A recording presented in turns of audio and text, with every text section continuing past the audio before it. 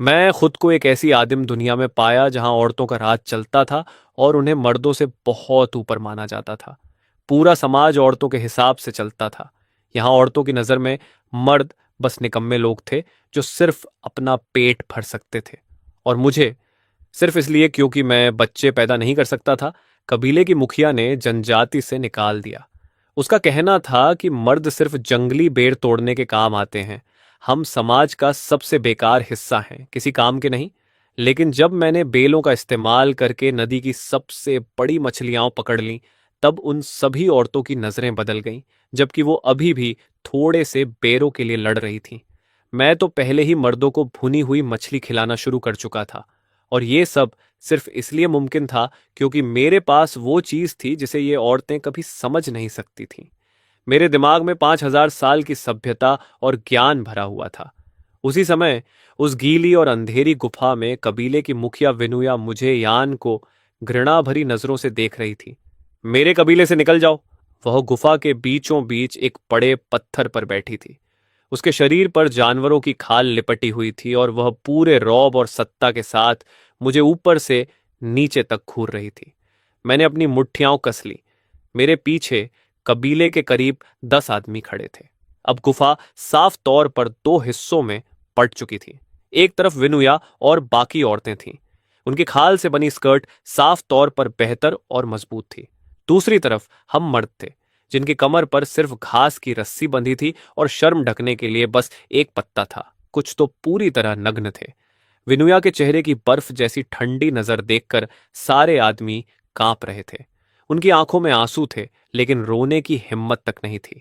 तभी विनुया ने बेहद ठंडी आवाज में कहा, हर शिकार के बाद तुम लोग खाली हाथ लौटते हो। निकम्मे मर्दों की टोली। तुम लोगों को बुनाई तक नहीं आती। तुम बच्चे पैदा नहीं कर सकते। मैंने तुम्हें ट्रेनिंग करने से मना किया था, फिर भी तुम में से एक दो लोग हर वक्त ट्रेनिंग करते रहते हैं। तुम लोग कबीले का खाना बर्बाद करते हो। अगर तुम खाना भी नहीं ला सकते तो तुम्हारा कोई मतलब नहीं। उसकी आवाज इतनी ठंडी थी जैसे बर्फ चुभ रही हो। उसके आसपास खड़ी औरतें हमें तिरस्कार भरी नजरों से देख रही थीं और धीरे धीरे हमारा मजाक उड़ा रही थीं। मेरी आंखें हल्की सी कांपी। मैं इस दुनिया में ट्रांसमाइग्रेट होकर आया था। मैं एक ऐसी आदिम दुनिया में पहुंच चुका था जहां कुछ भी नहीं था। इस दुनिया में ताकत सिर्फ औरतों के पास थी। कबीले की औरतें बच्चे पैदा कर सकती थीं। वो जानवरों की खाल तैयार करना जानती थीं, बच्चों को पालती थीं और उन्हें सबसे ऊंचा माना जाता था, जबकि मर्दों को बस थोड़ा ताकतवर बंदर समझा जाता था। लेकिन मेरी मुट्ठियां और कस गईं क्योंकि मैं एक ट्रांसमाइग्रेटर था। मैं किसी भी इंसान से बेहतर इस समाज की कमजोरियां जानता था। यहाँ कोई टेक्नोलॉजी नहीं थी। हथियार बेहद साधारण थे। लोग हर वक्त भूख से तड़पते रहते थे। हर खाने में पेड़ की छाल और जंगली बेर खाने पड़ते थे। पका हुआ मांस खाना तो बस सपना था। अगर इस दुनिया में कोई एक अच्छी चीज थी तो वो ये कि यहाँ की औरतें बेहद खूबसूरत थीं। उनकी त्वचा गोरी थी और चेहरे बहुत सुंदर थे। तभी अचानक मेरे दिमाग में एक इलेक्ट्रॉनिक आवाज गूंजी, बधाई हो host, patriarchal clan system activate हो चुका है। मैन क्वेस्ट जारी किया जा रहा है। एक शक्तिशाली पुरुष प्रधान जनजाति बनाइए। कंट्रीब्यूशन पॉइंट शॉप एक्टिवेट हो चुकी है। जब तक होस्ट कबीले के विकास के लिए फायदेमंद काम करता रहेगा, उसे अचीवमेंट और एक्सचेंज पॉइंट्स मिलते रहेंगे। इन पॉइंट्स से शॉप में कुछ भी खरीदा जा सकता है जिसकी कल्पना की जा सके। यही तुम्हारी जनजाति बनाने का सबसे बड़ा सहारा होगा। जैसे ही वो आवाज मेरे दिमाग में गूंजी, मेरे होठों पर हल्की मुस्कान आ गई। आखिरकार मेरा सिस्टम जाग चुका था। लेकिन अब इस कबीले में रहना नामुमकिन था। इस दुनिया में औरतें कल्टीवेशन कर सकती थीं। कबीले की औरतें इतनी खूबसूरत इसलिए थीं क्योंकि कल्टीवेशन उनके शरीर को ताकत और खून से भर देती थी। यहां तक कि कबीले की मुखिया अकेले हम 10 मर्दों को आसानी से कुचल सकती थी। जहां तक मर्दों की बात थी, मौजूदा कल्टीवेशन टेक्निक पूरी तरह औरतों के शरीर के हिसाब से बनाई गई थी। अगर कोई मर्द इसे करने की कोशिश करता तो उसके शरीर के फटकर मरने की संभावना बहुत ज्यादा थी। ऊपर से इसका असर भी बेहद कम होता था। लेकिन अब जब मेरा सिस्टम जाग चुका था तो समय आ गया था कि इन औरतों को दिखाऊं कि असली मर्द क्या होता है। तभी कबीले की औरतों के बीच से मेरी उम्र की एक लड़की आगे आई। उसका नाम येमो था। उम्र करीब 18 साल और उसके बालों में पतली हड्डी लगी हुई थी। उसने घबराई हुई आवाज में कहा, चीफ, अभी बहुत भयानक गर्मी चल रही है। बाहर न जंगली बेर बचे हैं और न खाने लायक सब्जियां। कृपया यान को मत निकालिए। कम से कम गर्मी कम होने तक इंतजार कीजिए। उस लड़की का चेहरा सुंदर और मासूम था, लेकिन उसकी चमकती आंखों में आंसू भरे हुए थे। तभी विमुया ने ठंडी आवाज में कहा, मर्दों को सजा मिलनी ही चाहिए। इसमें कोई बदलाव नहीं होगा। यूं आई, पीछे हट जाओ। उसकी नजर इतनी ठंडी थी जैसे बर्फ के टुकड़े चुभ रहे हों। यूं आई को देखकर मेरा दिल थोड़ा पिघल गया। वह मेरी बचपन की साथी थी, बाकी औरतों से अलग। जहां बाकी औरतें मुझे जानवर समझती थीं, वहीं वो सच में मुझे अपने बड़े भाई की तरह सम्मान देती थी। तभी मैंने गहरी आवाज में कहा, बस बहुत हुआ मुया। तुम चाहती हो कि मैं चला जाऊं, है ना? फिर विमुजी जैसी लड़की को क्यों डांट रही हो? मैं खुद इन मर्दों को लेकर चला जाऊंगा। और सुन लो विमुया, मैं इन मर्दों को लेकर एक नई जनजाति बनाऊंगा। वहां हमारी जिंदगी तुम लोगों से 1000 गुना नहीं, 10,000 गुना बेहतर होगी। और एक दिन ऐसा आएगा जब तुम खुद रोते हुए मेरे पास आओगी। मेरी आंखों में तेज चमक थी और मेरी आवाज पूरी गुफा में गूंज रही थी। मेरी बात सुनते ही वो मुया अचानक जोर से हंस पड़ी। उसका पूरा शरीर हंसी से कांप रहा था। उसकी पतली और खूबसूरत काया हिल रही थी। उस पल उसकी हंसी इतनी ठंडी थी जैसे उसने दुनिया का सबसे बड़ा मजाक सुन लिया हो। तभी कबीले की कुछ औरतें गुस्से में चिल्लाईं, यान गंदे बंदर, तेरी हिम्मत कैसे हुई चीफ से ऐसे बात करने की? जबकि बाकी औरतें जोर जोर से हंसने लगीं। न बुनाई आती है, न घर बनाना आता है, न बच्चों की देखभाल करनी आती है।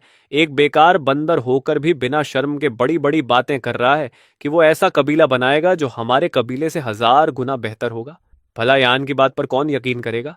कुछ औरतें जोर जोर से हंसते हुए बोलीं, चुप हो जा और घुटनों पर बैठकर चीफ से माफी मांग। चाहे जानवरों की तरह दिन रात मेहनत करनी पड़े, लेकिन कबीले में रहना जरूरी है। अभी कबीला छोड़ना मतलब सीधा मौत को बुलाना है। उनके ताने पूरी गुफा में गूंज रहे थे। मेरे पीछे खड़े कबीले के मर्दों के शरीर कालिक, धूल और मिट्टी से ढके हुए थे। वो इतने दुबले पतले थे कि उनकी पसलियां साफ बाहर निकली हुई दिख रही थीं। उनके चेहरे पर डर और बेबसी साफ दिखाई दे रही थी। वो धीरे धीरे मेरा हाथ खींचते हुए मुझे शांत करने की कोशिश करने लगे। जाहिर था उन्हें मेरी बातों पर जरा भी भरोसा नहीं था। उनकी नजरों में मैं बस एक ऐसा मर्द था जिसे औरतें जब चाहे मार सकती थीं, गालियां दे सकती थीं और किसी बेकार जानवर की तरह फेंक सकती थीं। इस दुनिया में मर्दों की हैसियत जानवरों से भी बदतर थी। मैंने ठंडी सांस छोड़ी और उन सब की तरफ देखकर कहा, हूं, ये औरतें कुछ नहीं समझती।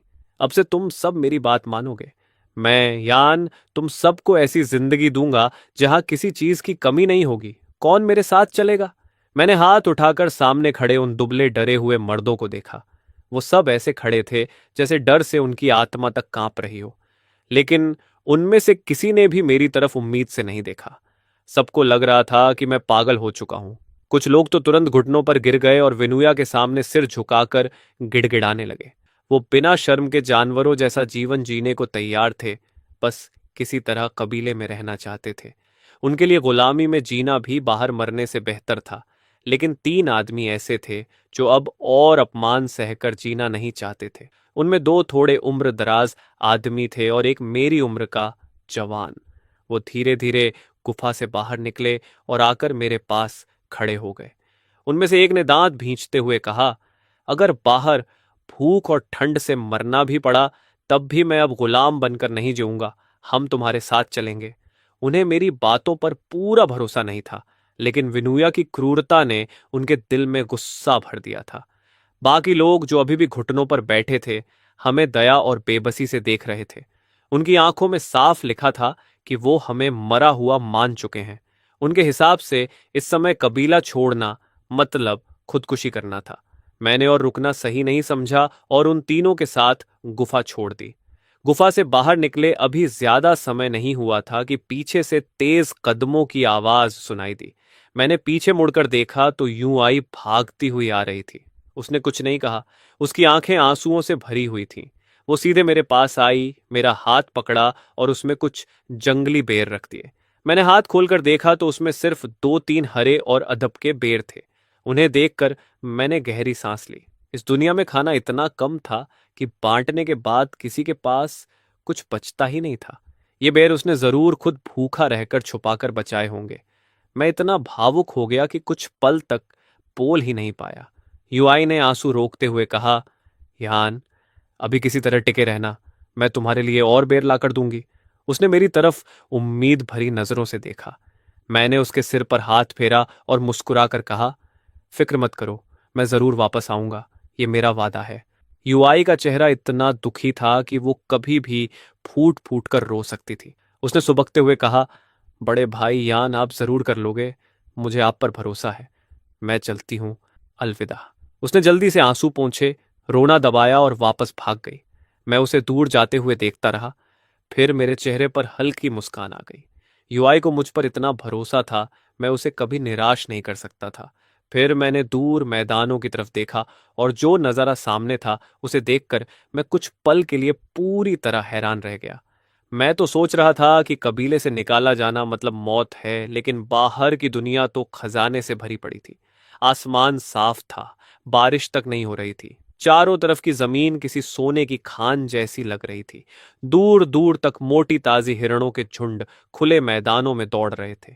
पेड़ों की ऊंची शाखाओं पर बड़े बड़े फल लटक रहे थे। एक विशाल मधुमक्खी का छत्ता शहद से भरा हुआ था। ये सारी चीजें ऐसी थीं जिन्हें औरतों वाला कबीला हासिल नहीं कर सकता था, लेकिन मेरे लिए ये सब पाना मुश्किल नहीं था। तभी पीछे से एक आदमी परेशान होकर बोला, अगर हम यहां ऐसे ही खड़े रहे तो सच में मर जाएंगे। क्या हमें किसी दूसरे कबीले में नहीं जाना चाहिए? दूसरा आदमी गुस्से और कड़वाहट से बोला, सारे कबीले एक जैसे हैं, हर जगह हमें बंदर समझा जाता है, औरतों के बराबर इंसान भी नहीं मानते। लेकिन चाहे कुछ भी हो जाए, मैं वापस जाकर विनुया का गुलाम नहीं बनूंगा। हम आदमी हैं, गुलाम नहीं। उन तीनों की आंखों में डर, गुस्सा और निराशा सब साफ दिखाई दे रहा था। लेकिन उसी समय मैं काम में जुट चुका था। कभी मैं पेड़ों पर चढ़कर लंबी और मजबूत बेलें तोड़ रहा था, कभी कीचड़ में घुसकर चीजें खोद रहा था। मेरा पूरा शरीर मिट्टी और गंदगी से भर चुका था, लेकिन मैं रुका नहीं। थोड़ी देर बाद मैं नदी के किनारे बैठ गया और बेलों को आपस में बुनने लगा। मैं एक फिशिंग नेट बना रहा था। नदी ज्यादा गहरी नहीं थी, पानी बस कमर तक आता था। उसके अंदर बड़ी बड़ी मछलियां आराम से तैर रही थीं। इस दुनिया की टेक्नोलॉजी बेहद पिछड़ी हुई थी। यहाँ के लोग मछली पकड़ना जानते ही नहीं थे, इसलिए नदी की मछलियों का कोई दुश्मन नहीं था। वो बहुत बड़ी हो चुकी थीं और उनका मांस बेहद स्वादिष्ट था। अगर कोई एक भी बड़ी मछली पकड़ ले तो आसपास के सारे कबीले लालच से पागल हो जाएं। इतनी कीमती कि उसके बदले 3 आदमी तक बदले जा सकते थे। इसलिए मैं जल्दी जल्दी फिशिंग नेट बना रहा था ताकि कुछ बड़ी मछलियां पकड़कर हम इस मुसीबत से निकल सकें। तभी एक आदमी मेरे पास आया। वो वीमुआ था, कबीले के सबसे ताकतवर जवानों में से एक। उसका शरीर भी दुबला और सांवला था, लेकिन उसकी आंखों में बाकी लोगों से ज्यादा हिम्मत थी। उसने हैरानी से पूछा, यन, तुम आखिर कर क्या रहे हो? क्या तुमने तय कर लिया कि हम किस कबीले में जाएंगे? मैंने सिर झुकाए झुकाए जवाब दिया, वेमुआ, इधर आकर मदद करो। मैं इस नदी की मछलियां पकड़ने वाला हूं। मैं लगातार बेलों को बुनता जा रहा था ताकि जाल की गांठें सही रहें और मछलियां उसमें फंस जाएं। वेमुआ मुझे ऐसे देख रहा था जैसे मैं सच में पागल हो गया हूं। उसने माथा पकड़कर कहा, यन, तुम सच में पागल हो गए हो। काफी देर से हम सब तुम्हें देख रहे हैं। तुम यहाँ अजीब अजीब चीजें बना रहे हो और अब कह रहे हो कि मछली पकड़ोगे। मछलियां पानी में रहती हैं, बहुत तेज होती हैं और इतनी फिसलन भरी कि पकड़ना नामुमकिन है। मैंने खुद एक पूरी दोपहर एक मछली के पीछे भागकर बिताई थी और मुश्किल से उसे छू पाया था। और मैं यकीन से कह सकता हूं कि हमारे कबीले में ही नहीं, आसपास की किसी जनजाति में भी कोई इंसान मछली पकड़ नहीं सकता। मैं नदी किनारे बैठा बैठा उसकी लगातार पक पक सुन रहा था। जाल बुनना वैसे ही बहुत मुश्किल काम था और ऊपर से उसकी बातें खत्म ही नहीं हो रही थीं। आखिर मैंने सिर उठाकर उसे देखा और कहा, वेमुआ, मैं तुमसे एक सवाल पूछता हूं। हमारी दोस्ती के हिसाब से बताओ, क्या मैंने तुमसे कभी झूठ बोला है? तो या तो मेरी मदद करो, नहीं तो कहीं और जाकर बैठो। मैंने माथे का पसीना पोंछते हुए कहा। विमुया के चेहरे पर गहरी उलझन दिखाई दे रही थी। उसने हिचकिचाते हुए पूछा, तुम्हें सच में लगता है कि हम मछली पकड़ सकते हैं? मैंने उसकी आंखों में देखते हुए जवाब दिया, हाँ, वेमुया ने तुरंत सिर हिलाया। मुझे तो बिल्कुल नहीं लगता। मछली कोई मामूली चीज नहीं है। वो तो इतना दुर्लभ खाना है कि शायद हमारी चीफ ने भी कभी उसका स्वाद नहीं चखा होगा। लेकिन जब उसने मेरे चेहरे की गंभीरता देखी तो वो चुप हो गया। हम दोनों हमेशा से अच्छे दोस्त थे और सच ये था कि मैंने उससे कभी झूठ नहीं बोला था। जब भी हम शिकार पर जाते, अगर मैं कहता कि किसी जगह बेर या जंगली सब्जियां मिलेंगी, तो वहां सच में मिलती थीं। विमुया जितना सोचता उतना ही उलझ जाता। आखिर उसने गहरी सांस ली, हिम्मत जुटाई और मेरे पास आकर बैठ गया। मछली मिले या ना मिले फर्क नहीं पड़ता, हम दोस्त हैं। मैं तुम्हारी मदद करूंगा। वैसे भी कोशिश करने में क्या जाता है। उसकी आवाज में अभी भी भरोसे से ज्यादा बेबसी थी। मैंने कुछ नहीं कहा, बस बेल का एक सिरा उसकी तरफ बढ़ा दिया ताकि वो उसे पकड़कर खींचे, जबकि मैं दूसरी तरफ तेजी से बुनाई करने लगा। आसमान धीरे धीरे पीला हो रहा था। सूरज डूबने वाला था, इसलिए समय बहुत कम था। विमुया की मदद से काम पहले से दोगुनी तेजी से होने लगा। थोड़ी दूर खड़े बाकी मर्द हमें देखकर आहें भर रहे थे। ये यन सच में पागल हो गया है। आखिर ये वहां क्या अजीब चीज बना रहा है। बेलों को इस तरह बुनने से क्या फायदा होगा। ऊपर से बीच बीच में इतने सारे छेद भी हैं। ये तो पूरी तरह समय की बर्बादी है। उनके हिसाब से मैं अपने कबीले से निकाले जाने का सदमा सह नहीं पाया था और पागल हो चुका था। लेकिन उन्हें क्या पता था कि इसके उलट मेरा दिमाग पहले से ज्यादा साफ और शांत होता जा रहा था। जब सूरज पेड़ों के पीछे छिपने लगा, तब आखिरकार फिशिंग नेट तैयार हो गया। मैंने संतोष भरी आवाज में लंबी सांस छोड़ी। हमारे सामने दो आदमियों जितना ऊंचा और दो आदमियों जितना चौड़ा जाल फैला हुआ था। उसके चारों कोनों में भारी पत्थर बांधे गए थे। बीच से एक लंबी बेल निकाली गई थी ताकि जाल को कसकर बंद किया जा सके। जब इसे नदी में फेंका जाएगा तो पत्थर इसे नीचे तक खींच लेंगे और फिर बीच वाली बेल खींचते ही पूरा जाल ऊपर आ जाएगा। मैंने जाल को हाथ से खींचकर देखा। वो बेहद मजबूत था, आराम से कई बार इस्तेमाल हो सकता था। विमुया अभी भी उलझन में था। उसने सिर खुजलाते हुए कहा, तो ये है वो चीज जिसे बनाने में हमने इतना वक्त लगाया। मुझे लगा था तुम सोने के लिए कोई चटाई बना रहे हो। वो उस फिशिंग नेट को ऐसे देख रहा था जैसे उसे उसकी जरा भी समझ ना हो। मैंने मुस्कुराकर कहा, इतनी जल्दी मत करो, पहले देख तो लो। मैंने जाल को मोड़ा, बाहों में उठाया और नदी किनारे पहुंचा। फिर पूरे जोर से उसे नदी में फेंक दिया। पत्थरों के वजन से जाल हवा में फैल गया और फिर बुलबुले बनाता हुआ नदी के तल तक डूब गया। मैं नदी किनारे खड़ा होकर बीच वाली बेल पकड़े रहा। तभी विमुया गुस्से से चिल्लाया, तुम कर क्या रहे हो। इतनी मेहनत से बनाई हुई घास की चटाई नदी में क्यों फेंक दी। उसने मुझे ऐसे देखा जैसे मैं दुनिया का सबसे बड़ा बेवकूफ हूं। उसका चेहरा गुस्से से लाल हो गया था और गर्दन की नसें फूल गई थीं। उसने उंगली दिखाकर कहा, यन, तुम सच में पागल हो। मुझे कभी तुम्हारी मदद नहीं करनी चाहिए थी। इतनी मेहनत से बनाया और सीधे पानी में फेंक दिया। कम से कम इस पर सो तो सकते थे। वो अभी भी फिशिंग नेट को पानी में डूबते और बुलबुले उठते देख रहा था।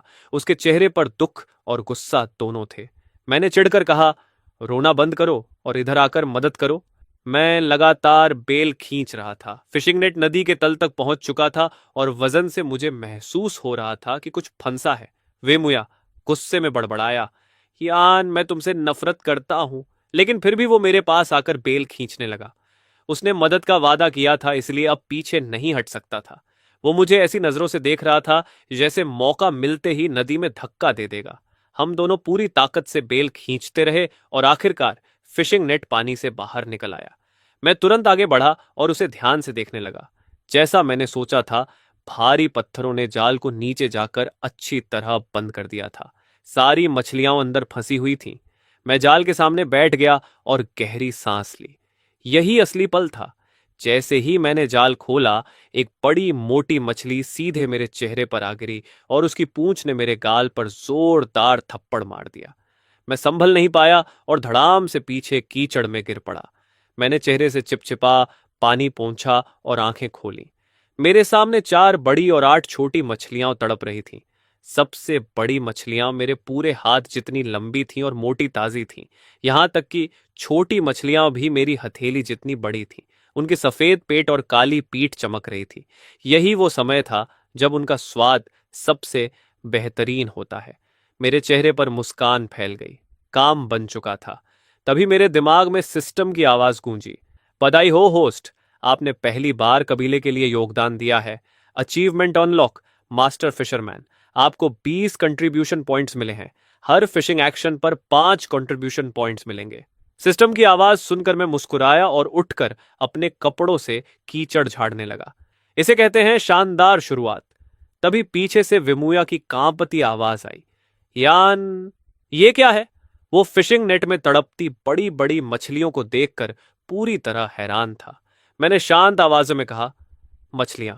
विमुया ने अविश्वास से कहा, लेकिन मछलियां तो पानी में रहती हैं, ये किनारे पर कैसे आ गई? वो सिर खुजलाते हुए पूरी तरह उलझ चुका था। उसका दिमाग जैसे काम करना बंद कर चुका था। मैंने सहजता से जवाब दिया, क्योंकि मैंने इन्हें पानी से बाहर निकाला है। उसने तुरंत पूछा, लेकिन कैसे? उस घास वाली चटाई से? मैंने फिशिंग नेट की तरफ इशारा किया। इसे फिशिंग नेट कहते हैं, इससे मछलियां पकड़ी जाती हैं। विमुया पूरी तरह चुप हो गया। उसके छोटे से दिमाग ने शायद कभी ऐसी चीज की कल्पना भी नहीं की थी। उसकी समझ ने मुझे हंसा दिया।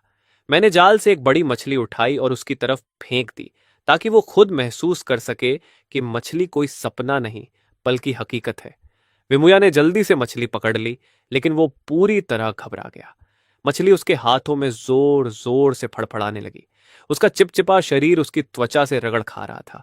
वही एहसास जिसके पीछे वो पूरी दोपहर भागता रहा था, अब उसकी बाहों में जिंदा तड़प रहा था। आ, शिकार के लिए आ!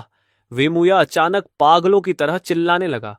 यन सच में पागल नहीं था। उसने सच में मछली पकड़ ली। ये सच में मछली है। यान, तो तुम झूठ नहीं बोल रहे थे। तुम तो सच में जीनियस हो।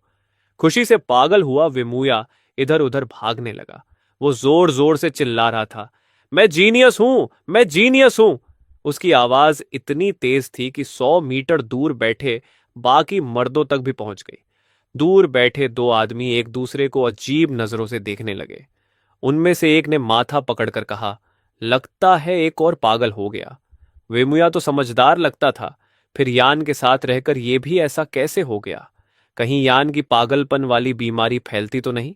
दोनों पूरी तरह उलझन में थे। तभी उनमें से एक ने आंखें सिकोड़कर नदी की तरफ देखा और धीमी आवाज में कहा, रुको, ऐसा लग रहा है कि विमुया और यान को नदी किनारे कुछ मिला है। क्या वो मछली है? ये सुनते ही दूसरे आदमी ने जोर से लार निकली। आम दिनों में भी उन्हें औरतों से कम खाना मिलता था। ऊपर से पूरा दिन बेर और जंगली सब्जियां ढूंढने में मेहनत करनी पड़ती थी। लेकिन आज उन्हें कबीले से निकाल दिया गया था और आधे दिन से उन्होंने कुछ नहीं खाया था। मछली शब्द सुनते ही उनके मुंह में पानी भर गया। लेकिन फिर भी उनमें से एक ने सिर हिलाकर कहा, मजाक मत करो, मछली बहुत दुर्लभ चीज है। शायद हमारी जनजातियों की चीफ भी उसे रोज नहीं खाती होंगी। और हम मर्द, हमने तो कभी मछली देखी तक नहीं। जितने लोगों को मैं जानता हूं, किसी को मछली पकड़ना नहीं आता। और तुम सोचते हो कि यान ऐसा कर सकता है? उसकी आवाज में साफ अविश्वास था। फिर उसने लंबी सांस लेकर कहा, और मान लो कि उन्होंने सच में खाना ढूंढ लिया हो, तब भी हमने उनकी कोई मदद नहीं की। अगर वो हमें खाना दे भी दें तो उसे लेना सही नहीं होगा। दूसरा आदमी भी उदास होकर बोला, हाँ, अगर वो खुद हमें दें तो अलग बात है, लेकिन हमने कुछ नहीं किया, फिर हम उनका खाना कैसे ले सकते हैं? दोनों बातें करते हुए रात बिताने के लिए सूखी टहनियां और लकड़ियां इकट्ठा कर रहे थे। तभी दूर अंधेरे में एक परछाई दिखाई दी। वो धीरे धीरे उनकी तरफ बढ़ रही थी। उसके हाथ में कुछ लटक रहा था। जैसे जैसे वो पास आया, दोनों की आंखें फैल गईं। वो विमुया था। उसके हाथ में बेल से बंधी दो लंबी चीजें लटक रही थीं, जो अभी भी फड़फड़ा रही थीं। दोनों आदमी तुरंत जम गए। ये तो सच में मछली लग रही है। उनमें से एक की आवाज कांप गई। दूसरे ने जोर से लार निकली, क्या यान सच में मछली पकड़ने में कामयाब हो गया? विमुया उनके सामने आकर रुक गया और गर्व से बोला, हमने कई मछलियां पकड़ी हैं। यान ने कहा है कि मैं तुम दोनों के लिए एक एक लेकर आऊं, लेकिन यह मछली मुफ्त नहीं है। अगर तुम इसे खाना चाहते हो तो तुम्हें यान को अपना चीफ मानना होगा और उसके नए कबीले में शामिल होना होगा। फिर उसने गर्व से कहा, यान ने कहा है कि वो विनुया के कबीले से कहीं ज्यादा ताकतवर जनजाति बनाएगा। शाम का अंधेरा फैल चुका था। विमुया के सामने खड़े दोनों आदमी थे विनुली और विनुला। जैसे ही उन्होंने बेल में फंसी बड़ी बड़ी मछलियों को देखा जो अभी भी जोर जोर से तड़प रही थीं, दोनों पूरी तरह सुन्न रह गए। उनकी गर्दनें खिंच गईं, पेट जोर जोर से गुर्राने लगे और मुंह से लार टपकने लगी। विनुली कांपती आवाज में बोला, ये सच में नदी की मछली है, लेकिन ये कैसे मुमकिन है? उसकी आंखें इतनी फैल गई थीं जैसे उसने कोई चमत्कार देख लिया हो। विमुया ने दोनों हाथ कमर पर रखे और गर्व से हंसते हुए कहा, हाँ, यान ने ही इन्हें पकड़ा है। अब बताओ, चाहिए या नहीं? ये ऐसी चीज है जिसे शायद हमारी चीफ भी कभी नहीं खा पाई। एक छोटी मछली के बदले 3 आदमी तक बदले जा सकते हैं। और ये जो बड़ी वाली है, देख रहे हो, ये तो मेरे पूरे हाथ जितनी लंबी है। लेकिन एक शर्त है, अगर मछली चाहिए तो तुम्हें मेरे बड़े भाई यान को अपना चीफ मानना होगा। इतना कहते हुए विमुया ने जानबूझकर दोनों मछलियां उनके नाक के सामने लहरा दी। दोनों की आंखें तुरंत लालच से चमक उठीं, लेकिन विनुला ने बड़ी मुश्किल से खुद को संभाला। उसने पेट की भूख को दबाते हुए कहा, विमुया, हम ये मछली ऐसे नहीं खा सकते। मुझे यकीन नहीं कि यान ने इसे खुद पकड़ा है। पहले साबित करो कि यह मछली खतरनाक नहीं है। अगर यह नदी में सड़ी हुई मिली हो, अगर इसमें कीड़े या बीमारी हो, अगर हमने इसे खा लिया तो हम मर जाएंगे। ये सुनते ही दूसरा आदमी जो अभी तक मछली को घूर रहा था अचानक होश में आ गया। सच में मछली पकड़ना उन्होंने कभी सुना तक नहीं था। इतने साल जंगल में जीने के बाद उनका इंस्टिंक्ट कह रहा था कि अजीब चीजें खाने से मौत भी हो सकती है।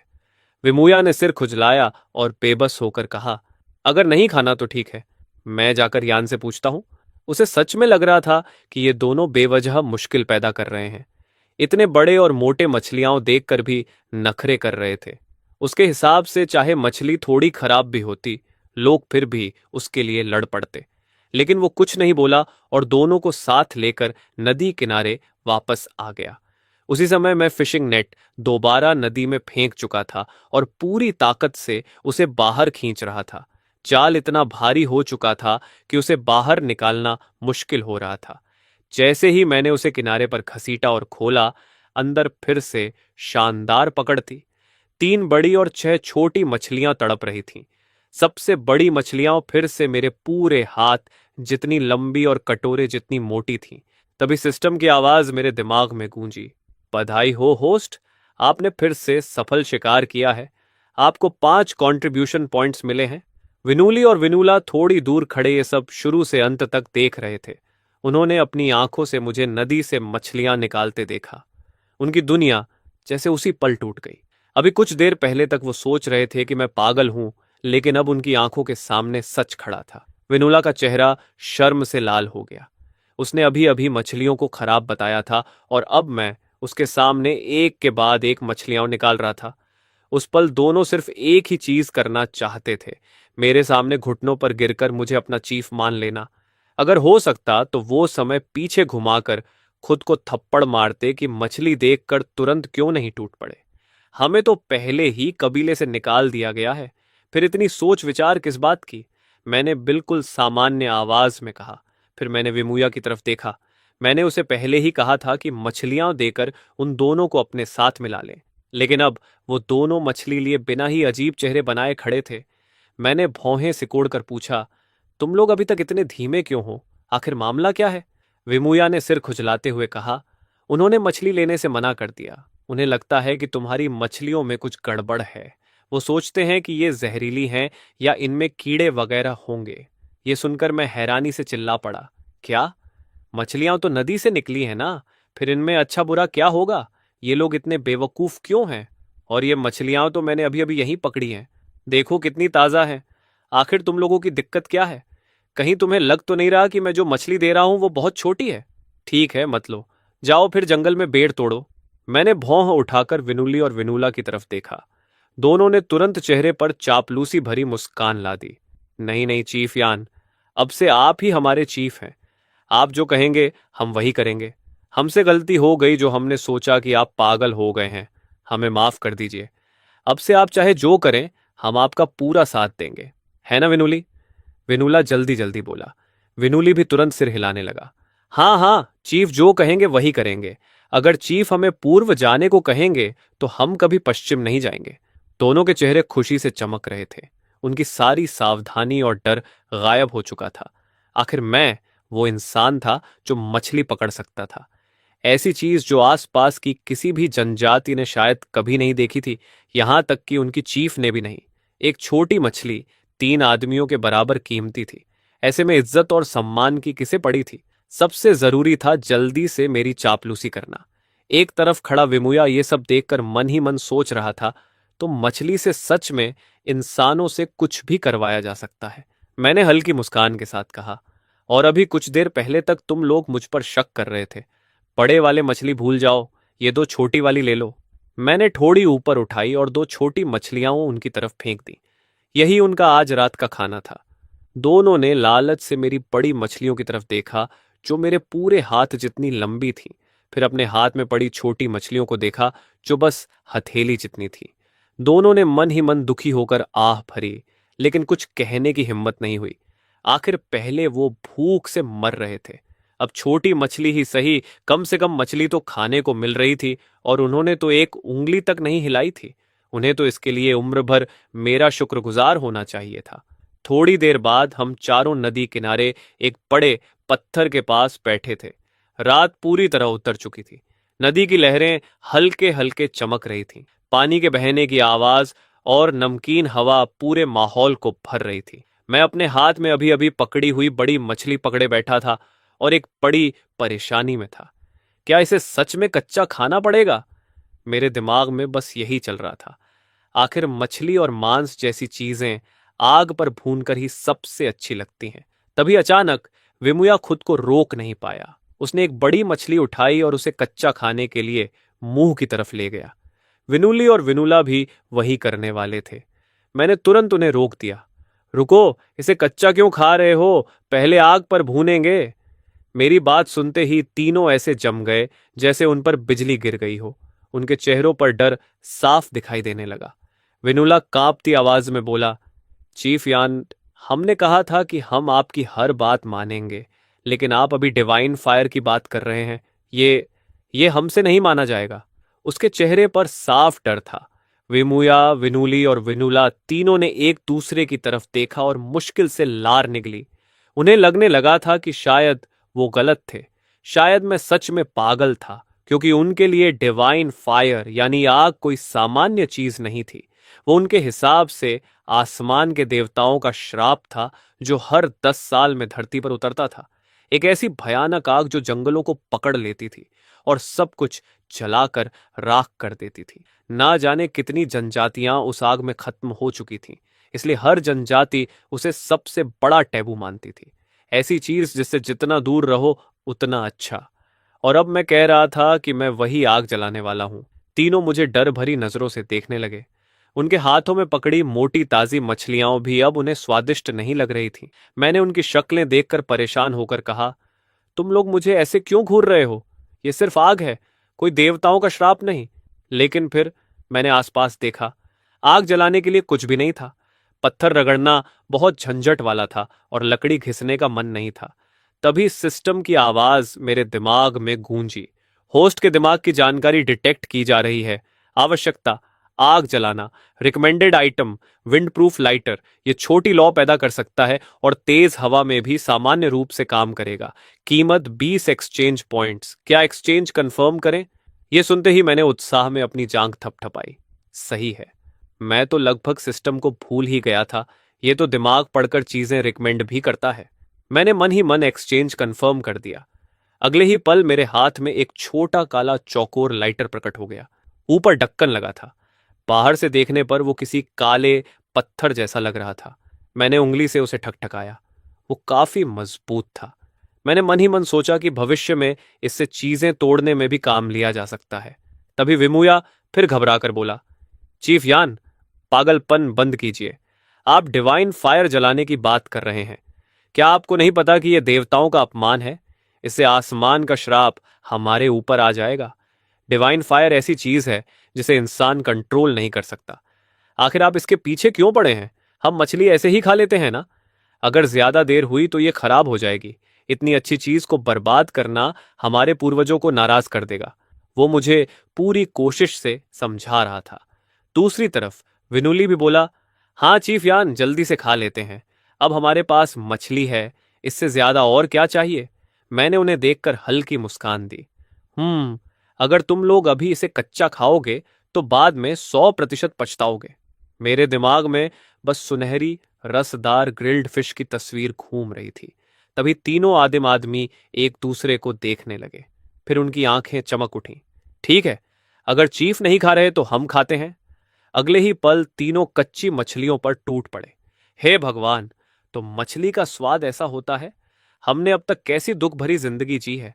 कमाल है, कुछ ही मिनटों में उनके हाथों में सिर्फ मछलियों की हड्डियां बची थीं। काश इन मछलियों की हड्डियां इतनी सख्त ना होती, नहीं तो मैं इन्हें पूरा का पूरा निगल जाता। उधर तीनों कच्ची मछली खाकर पेट पकड़कर पड़े थे, जबकि थोड़ी दूर मैं सूखी टहनियां और घास इकट्ठा कर रहा था ताकि आग जला सकूं। विनोली मुझे देखकर बड़बड़ाया, चीफ यान अभी भी डिवाइन फायर जलाने के बारे में सोच रहा है क्या? उसकी उस डिवाइन फायर वाली बात की वजह से वो खाना तक छोड़ने को तैयार है।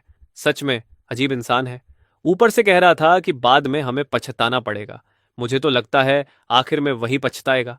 एक एक मछली खाने के बाद तीनों इतने भर चुके थे कि हिल भी नहीं पा रहे थे। वो बस वहीं पड़े पड़े मुझे काम करते देख रहे थे। मैं थोड़ी देर बाद ऐसी जगह पहुंचा जहां मिट्टी नरम थी। मैंने एक लंबी पतली लकड़ी जमीन में घुसाकर खोदना शुरू किया और वहां से पत्थर निकाले। फिर उन पत्थरों को गोल घेरा बनाकर रखा। उसके बीच सूखी घास और जल्दी आग पकड़ने वाली पेड़ की छाल रखी। उसके ऊपर छोटी छोटी लकड़ियां जमा दी। सब तैयार करने के बाद मैंने अपनी विंड प्रूफ लाइटर निकाली। अगले ही पल उस काले लाइटर से एक छोटी सी लौ निकली। उस अंधेरी और जंगली रात के बीच वो छोटी सी आग अचानक चमक उठी। तभी सिस्टम की आवाज मेरे दिमाग में गूंजी, बधाई हो होस्ट, आपने अचीवमेंट अनलॉक किया है, फर्स्ट डिवाइन मैनिफेस्टेशन। आपको 20 कंट्रीब्यूशन पॉइंट्स मिले हैं। थोड़ी देर पहले ही मैंने नदी किनारे मछलियों को साफ करके लकड़ी में फंसा दिया था। जैसे ही लाइटर की लौ लकड़ियों के ढेर के पास पहुंची, उसी समय विमुया, जो आधा सो चुका था और खर्राटे लेने लगा था, अचानक जाग गया। वो आंखें मलते हुए उठ रहा था, शायद पेशाब करने जाने वाला था। तभी उसकी नजर उस हल्की लौ पर पड़ी। उसने गर्दन घुमाई और अगले ही पल उसका पूरा शरीर वहीं जम गया। उसकी आंखों में ऐसा डर था जैसे उसने मौत देख ली हो। अंधेरे के बीच आग की रोशनी मेरे चेहरे पर पड़ रही थी और वही रोशनी आदिम इंसानों के लिए सबसे बड़ा डर थी। डिवाइन पनिशमेंट की आग, डिवाइन फायर। विमुया ने अचानक ऐसी डरावनी चीख मारी कि खून जम जाए। वो डर के मारे पीछे गिर पड़ा। उसकी चीख सुनकर विनुली और विनुला भी उठ बैठे। पहले तो वो उसे डांटने वाले थे, लेकिन जैसे ही उनकी नजर उस कांपती हुई लौ पर पड़ी, उनके चेहरों पर उनकी पूरी जिंदगी का सबसे भयानक डर उतर आया। Divine fire! यन ने डिवाइन पनिशमेंट बुला लिया। वो हम सबको मारना चाहता है। उनकी आंखों में डर साफ दिखाई दे रहा था। बचपन से उन्होंने ट्राइब की जो कहानियां सुनी थीं, वो सब अचानक उनके दिमाग में लौट आईं। वो कहानियां जिनमें डिवाइन फायर पूरे जंगल को जलाकर राख कर देती थी। तीनों आदमी अब किसी कटने वाले जानवर की तरह चीख रहे थे। डर से उनका दिमाग जवाब दे चुका था। मैंने चिढ़कर कहा, तुम लोग इतना क्यों चिल्ला रहे हो? रात का समय है, ये क्या तमाशा लगा रखा है? लेकिन तीनों कुछ सुनने की हालत में नहीं थे। ये डिवाइन फायर है, हम सब मर जाएंगे, पूरा जंगल आग के समुद्र में बदल जाएगा, हम जलकर राख हो जाएंगे। तीनों डर से पागलों की तरह सिर पकड़कर इधर उधर भाग रहे थे। मैंने अपने हाथ में लाइटर की छोटी सी लौ को देखा। बस इतनी सी आग, और ये लोग ऐसे डर रहे हैं? मैं मन ही मन हैरान रह गया। मैंने गहरी सांस ली और लाइटर बंद कर दिया। लौ तुरंत गायब हो गई। फिर मैंने कहा, डरना बंद करो, तुम्हारा डिवाइन फायर गायब हो चुका है। लेकिन तीनों अभी भी चीख रहे थे। विनूली आंसू बहाते हुए बोला, यान, ये मजाक करने का समय नहीं है। डिवाइन फायर पूरी जंगल में फैल जाता है, हम सब जलकर मर जाएंगे। कितनी ट्राइब्स और कितने लोग इस डिवाइन कर्स की वजह से मर चुके हैं, और तुम कह रहे हो कि आग गायब हो गई? कौन यकीन करेगा? उसके चेहरे पर आंसू थे और वो सिर पकड़कर कांप रहा था। दूसरी तरफ विनुला डर के मारे सांस तक नहीं ले पा रहा था। मैंने चिढ़कर कहा, पीछे मुड़कर खुद देख लो, आग सच में गायब हो चुकी है। तीनों मेरी बात मानने को तैयार नहीं थे, लेकिन डर के बीच भी उन्होंने धीरे धीरे आंखें खोलीं और मेरी तरफ देखा। चारों तरफ पूरा अंधेरा था। न कहीं आग का समुद्र था, ना किसी के जलने की चीखें, सिर्फ शांत रात थी। विनुली वहीं बैठा रह गया, सिर पकड़े हुए बुदबुदाया, क्या डिवाइन फायर सच में गायब हो गया? विनुला और विमुया कांपते हुए पीछे मुड़े। उन्होंने देखा कि वहां वैसा नरक नहीं था जैसा वो सोच रहे थे। चारों तरफ बस शांत अंधेरा था। अगले ही पल तीनों जमीन पर गिर पड़े। उन्हें ऐसा लग रहा था जैसे वो अभी अभी मौत के मुंह से लौटे हों। तभी मैंने उनकी तरफ देखा और फिर से लाइटर जला दिया। छोटी सी लौ फिर उनके सामने चमक उठी। अभी जो उनके दिल शांत हुए थे वो दोबारा तेजी से धड़कने लगे। डिवाइन फायर फिर वापस आ गया। तीनों के पैर कांपने लगे। वो डर के मारे भाग भी नहीं पा रहे थे। एक पल के लिए तो उनके मन में मर जाने का ख्याल तक आ गया। मैंने लाइटर को उंगलियों में घुमाते हुए शांत आवाज में कहा, अब यकीन आया? जिस डिवाइन फायर को तुम लोग श्राप समझते हो उसे मैं अपनी मर्जी से कंट्रोल कर सकता हूं। मैं लाइटर को बार बार जलाकर बुझा रहा था। लौ जलती बुझती फिर जलती। तीनों पूरी तरह स्तब्ध थे। विनूली हकलाते हुए बोला, त तुम डिवाइन फायर को कंट्रोल कर सकते हो? उसकी आवाज कांप रही थी। ये कैसे मुमकिन है? ये तो सिर्फ आसमान के देवताओं की शक्ति है। कोई इंसान इसे कैसे चला सकता है? दूसरी तरफ विनुला लगातार सिर हिलाए जा रहा था। नामुमकिन? ये बिल्कुल नामुमकिन है। ये सारी समझ के खिलाफ है। विमुया बिना पलक झपकाए लाइटर की लौ को देख रहा था। जिस डिवाइन फायर को वो भगवान की शक्ति समझता था वो इस समय मेरे हाथ में खिलौने की तरह जल बुझ रहा था। उसके दिमाग में जैसे पूरी दुनिया ही टूट गई थी। तभी मैंने फिर से लाइटर जलाया और नीचे झुककर पहले से तैयार लकड़ियों में आग लगा दी। कुछ ही सेकंड में कैंप फायर जल उठा। आग की लपटें ऊपर उठीं और उनके ऊपर टंगी मछलियां धीरे धीरे पकने लगीं। तीनों आदमी मुझे खुले मुंह से घूर रहे थे जबकि मैं आराम से फिश ग्रिल कर रहा था। थोड़ी देर बाद जब मछली पूरी तरह पक गई मैंने लकड़ी उठाई। सुनहरी, चमकती, रसदार ग्रिल्ड फिश को देखते ही मेरा मन खुशी से भर गया।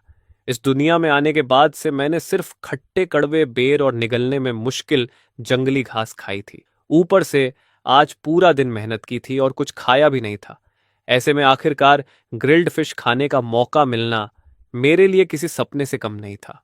मैं शब्दों में बयां ही नहीं कर सकता था कि उस पल मैं कितना भावुक हो गया था। लेकिन सिर्फ ग्रिल्ड फिश मुझे थोड़ी साधारण लग रही थी। तभी मुझे याद आया कि दिन में उजी ने मुझे कुछ बेरीज दिए थे। मैंने उन बेरीज को दबाकर उनका खट्टा मीठा रस निकाला और उसे ग्रिल्ड फिश के ऊपर डाल दिया। बस उसी पल स्वाद पूरी तरह बदल गया। मैंने एक बड़ा निवाला लिया। बाहर से मछली हल्की कुरकुरी थी लेकिन अंदर का मांस नरम, रसदार और बेहद स्वादिष्ट।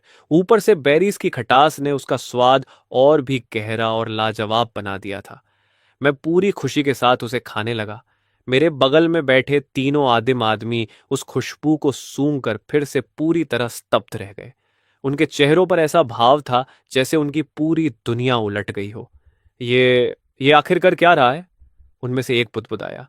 जिस डिवाइन फायर को हम भगवान की तरह पूजते हैं उसने उसी पर मछली रख दी। और ये कैसी खुशबू है? इतनी अच्छी खुशबू कैसे आ सकती है? विनुली और विनुला की आंखें पूरी तरह फैल चुकी थीं। वो मेरे हाथ में पकड़ी ग्रिल्ड फिश को ऐसे देख रहे थे जैसे कोई खजाना देख लिया हो। आखिर विनुली ने कांपती आवाज में पूछा, चीफ यान आप क्या खा रहे हैं? उसकी आवाज में डर भी था और लालच भी। वो खुशबू इतनी लुभाने वाली थी कि वो कुछ देर के लिए डिवाइन फायर का डर तक भूल चुका था। मैंने आराम से मछली चबाते हुए कहा, ग्रिल्ड फिश, यही वो खाने का तरीका है जिसके बारे में मैंने कहा था कि बाद में पछताओगे अगर नहीं खाया तो। मेरी बात सुनते ही विनुली जैसे अचानक सब समझ गया। उसने कांपती उंगली मेरे हाथ की मछली की तरफ उठाई और बोला, चीफ, आपने डिवाइन फायर सिर्फ इसलिए जलाया ताकि मछली का स्वाद बेहतर हो जाए? मैंने शांत चेहरा बनाए सिर हिला दिया। अगले ही पल तीनों फिर से सदमे में चले गए। सिर्फ खाने को स्वादिष्ट बनाने के लिए मैंने डिवाइन फायर का इस्तेमाल किया था। उस पल उनकी नजरों में मैं किसी इंसान जैसा नहीं लग रहा था। उन्हें ऐसा महसूस हुआ जैसे मेरे सामने आसमान और धरती भी छोटे हों। उनकी आंखों में सम्मान के साथ साथ डर भी भर गया। विमुया ग्रिल्ड फिश को घूरते हुए बुदबुदाया, इसमें वो चुभने वाली स्केल्स नहीं है, ना वो नमकीन और गंदी बदबू, ना कच्ची आंतों की उल्टी जैसी स्मेल। सिर्फ नरम और ताज़ा मछली का स्वाद, और ये कच्ची मछली से कहीं ज्यादा स्वादिष्ट है। वो इतना खो चुका था कि बाकी सब भूल गया था। मैंने मुंह से मछली की एक कांटी निकालते हुए कहा, मैंने पहले ही कहा था, लेकिन तुम लोगों ने मेरी बात पर भरोसा नहीं किया। अब भुगतो। मेरी बात सुनकर तीनों के दिल पर जैसे बिजली गिर गई। अभी कुछ देर पहले ही उन्होंने तय किया था कि अब वो मुझ पर कभी शक नहीं करेंगे, लेकिन अब उन्हें पछतावा हो रहा था कि शुरू से मेरी बात क्यों नहीं मानी। खासकर वैमुया तो बस रोने वाली शक्ल बनाकर बैठ गया। उसने पहले ही पूरा बड़ा मछली खा लिया था। उसका पेट इतना भर चुका था कि अगर मैं उसे एक और ग्रिल्ड फिश देता भी तो वो एक निवाला भी नहीं खा पाता। उनकी हालत देखकर मैं हंस पड़ा, लेकिन मैं उन्हें दोष भी नहीं दे सकता था। आखिर ग्रिल्ड फिश जैसी चीज उनकी दुनिया की कल्पना से भी बाहर थी। मैंने आग के ऊपर लगी मछलियों की तरफ देखा।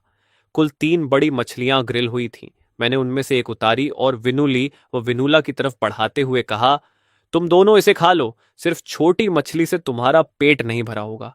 एक मैं रखता हूं, मुझे अभी चाहिए। लेकिन याद रखना, अगर मेरा खाना खाओगे तो मेहनत भी करनी पड़ेगी, समझे?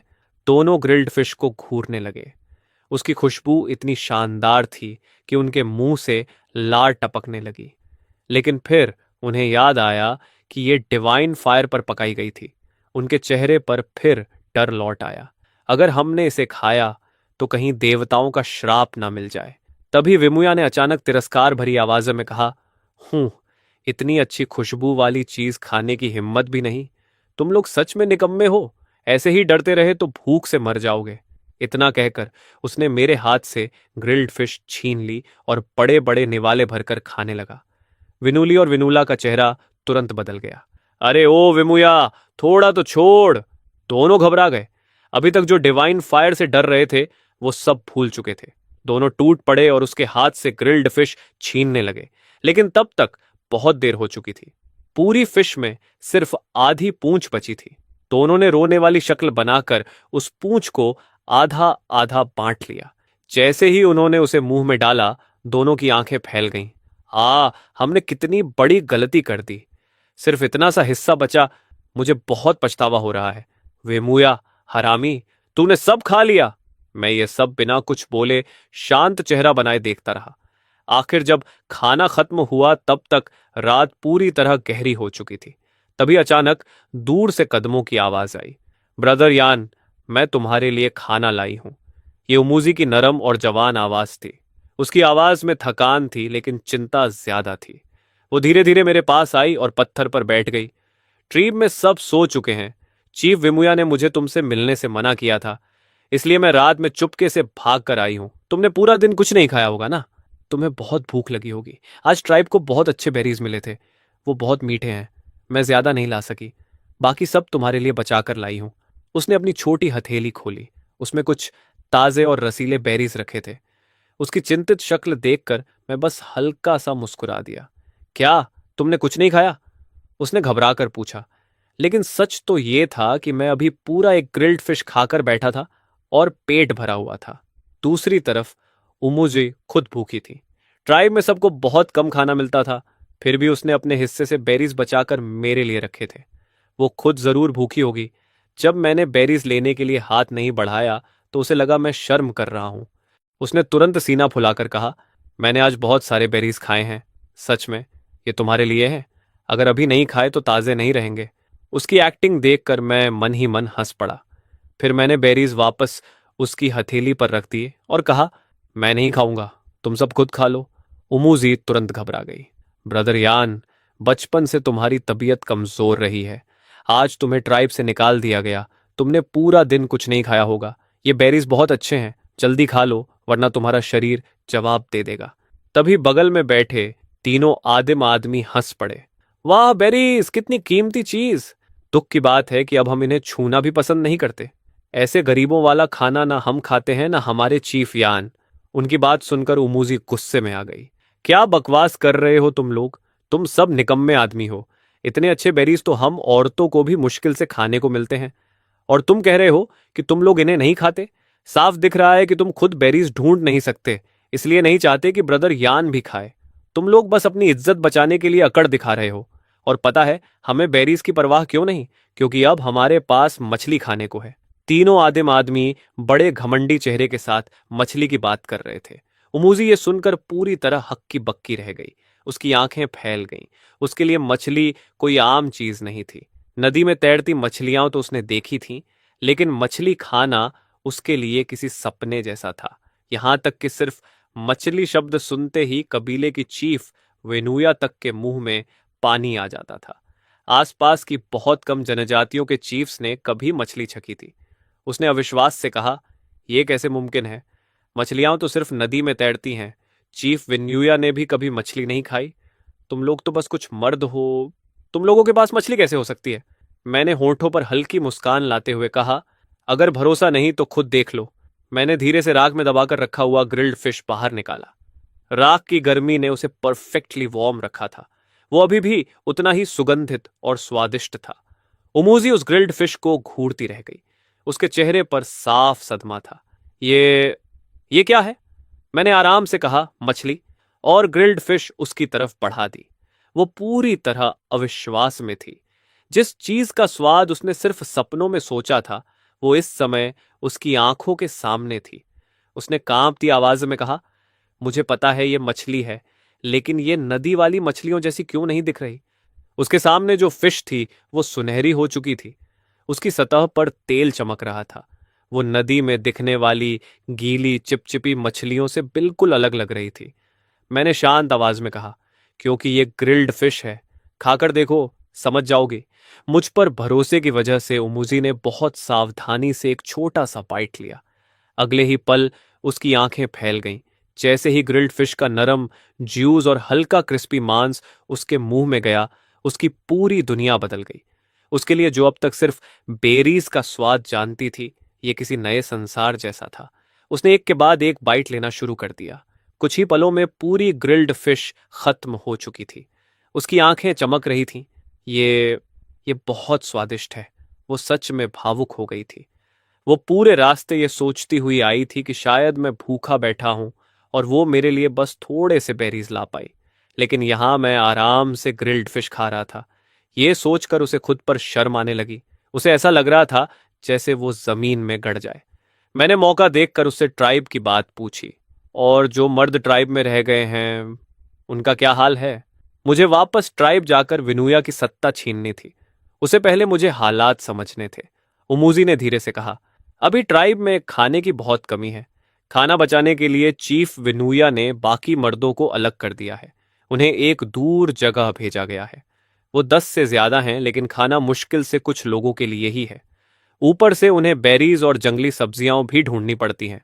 उनकी हालत बहुत खराब है। कुछ लोगों ने कल्टीवेशन की कोशिश भी की, लेकिन वो सब मर गए। मैंने धीरे से सिर हिलाया। सिर्फ जंगली फल और सब्जियों पर जिंदा रहना ही मुश्किल था। अब जब खाना और कम हो चुका था, तो उनकी हालत मौत के करीब ही होगी। लेकिन ये सुनकर मेरे दिमाग में तुरंत एक विचार आया। ये उन्हें अपनी तरफ लाने का सबसे सही मौका है। मैंने मुस्कुराकर कहा, बहुत रात हो चुकी है, चलो कुछ मछलियां ले जाओ। मैं उठकर नदी की तरफ गया, जहां मैंने अपनी मछलियां रखी थीं। मैंने उन्हें लकड़ी और बेल की मदद से पानी में अटका कर रखा था, ताकि वो ना मरें और ना भाग सकें। उमूजी मुझे ऐसे देख रही थी जैसे मैं कुछ अजीब बोल रहा हूं। क्या? कुछ मछलियां ले जाओ? उसके लिए यह ऐसा था जैसे कोई कह रहा हो, जाकर थोड़ी सोना उठा लो। उसने तुरंत सिर हिलाया। ब्रदर यान, मुझे नहीं चाहिए। मुझे नहीं पता तुम्हें ये मछलियां कैसे मिली, लेकिन मछली बहुत बहुत कीमती चीज है। आसपास की किसी ट्राइब ने कभी इसे नहीं खाया। अगर तुम्हें कुछ मछलियां मिली भी हैं, तो इन्हें छुपा कर रखना। आज जो ग्रिल्ड फिश तुमने मुझे खिलाई, वो बहुत स्वादिष्ट थी। धन्यवाद। लेकिन सबसे जरूरी बात, अपना ध्यान रखना, जिंदा रहना। मैं फिर तुमसे मिलने आऊंगी। उसकी बात सुनकर मैं कुछ पल चुप रह गया। उसे सच में लग रहा था कि मुझे ये मछलियां बस किस्मत से मिली हैं। मुझे हंसी भी आई और गुस्सा भी। आखिर मुझे कितने लोगों को फिशिंग दिखानी पड़ेगी ताकि कोई भरोसा करे? मैंने गंभीर आवाज में कहा, उमूजी, मैंने पहले भी कहा था, मैं विनुया से 1000 नहीं, 10,000 गुना बेहतर ट्राइब बनाऊंगा। क्या तुम्हें अभी भी भरोसा नहीं? फिर मैंने उसकी तरफ हाथ बढ़ाया, तो मेरे साथ चलो। उमूजी मुझे देखती रह गई। उसकी आंखों में दुख भर गया। ब्रदर यान, तुम अभी भी नई ट्राइब बनाने की बात कर रहे हो? क्या तुम्हें ट्राइब से निकाले जाने का इतना बड़ा सदमा लगा? उसे सच में लग रहा था कि मैं पागल हो चुका हूं। ट्राइब के बाकी लोग भी यही कहते थे। सिर्फ वही थी जिसने अब तक यकीन नहीं किया था। लेकिन अब जब मैं ऐसी बातें कर रहा था तो उसका भरोसा भी डगमगाने लगा था। उसकी शक्ल देखकर मुझे सच में गुस्सा आने लगा। क्या हर आदिम इंसान को मुझसे फिशिंग डेमोन्स्ट्रेशन चाहिए? मैंने कुछ नहीं कहा, बस उसका हाथ पकड़ा और उसे नदी की तरफ खींच लिया। उसका चेहरा तुरंत लाल हो गया। वो शर्म से कुछ बोल नहीं पाई और चुपचाप मेरे पीछे चलती रही। जैसे ही मैंने नदी किनारे फिशिंग नेट उठाया, अंदर फड़फड़ाती हुई ढेर सारी मछलियां दिखाई दी। कई बड़ी मछलियां और 10 से ज्यादा छोटी मछलियां तड़प रही थीं।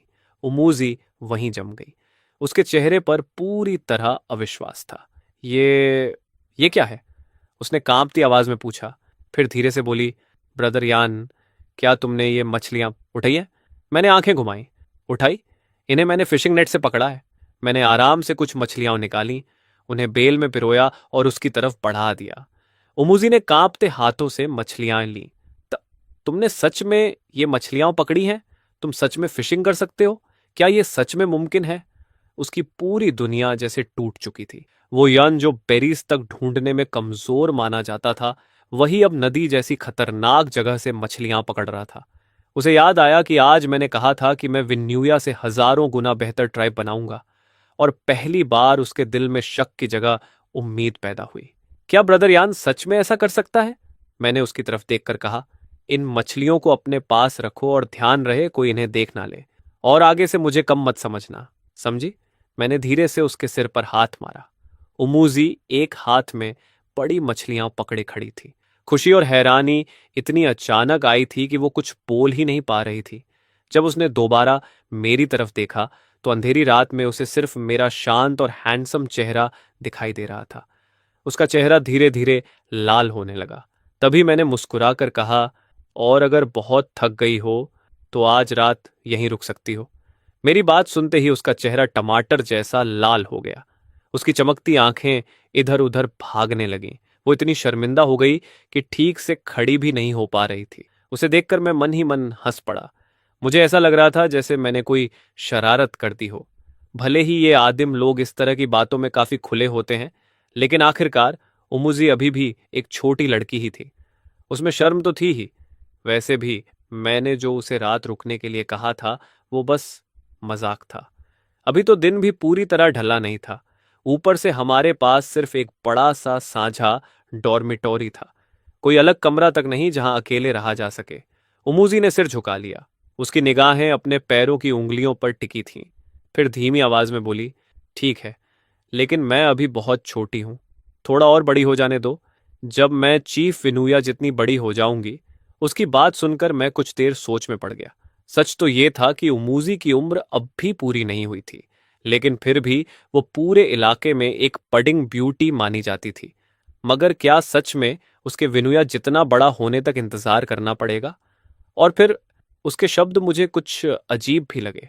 ऐसा लग रहा था जैसे वो किसी और बात का इशारा कर रही हो। जब मैं विनुया जितनी बड़ी हो जाऊंगी, जब तक मैं पूरी तरह समझ पाता। वो लाल चेहरा लिए भाग चुकी थी। मैं दूर आसमान की तरफ उदासी से देखने लगा। नहीं, अब और इंतजार नहीं हो सकता। मुझे तुरंत उन तीनों आदिम आदमियों से घर बनवाना होगा।